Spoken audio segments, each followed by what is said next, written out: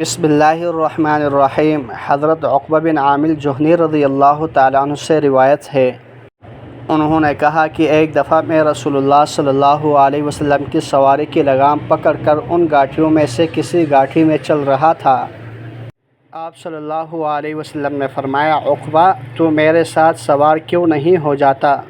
میں نے اس بات کو بہت بڑا محسوس کیا، میں رسول اللہ صلی اللہ علیہ وسلم کی سواری پر سوار ہو جاؤں۔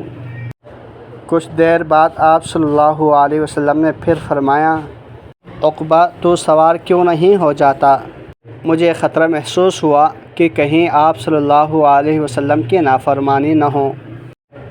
آخر آپ صلی اللہ علیہ وسلم اترے تو میں تھوڑی دیر کے لیے سوار ہو گیا، پھر میں اتر آیا اور رسول اللہ صلی اللہ علیہ وسلم سوار ہو گئے۔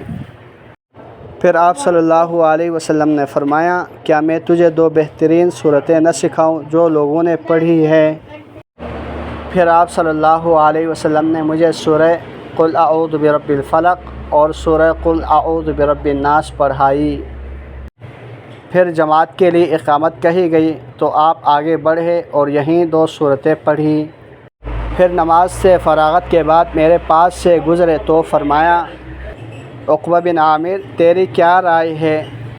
ان صورتوں کو پڑھا کر جب بھی سوئے یا جاگے اللہ جل شانہ سے دعا ہے جتنے احادیث مبارکہ پڑھی سنی ان پر عمل کرتے ہوئے دوسروں تک پہنچانے کی توفیق عطا فرمائیں۔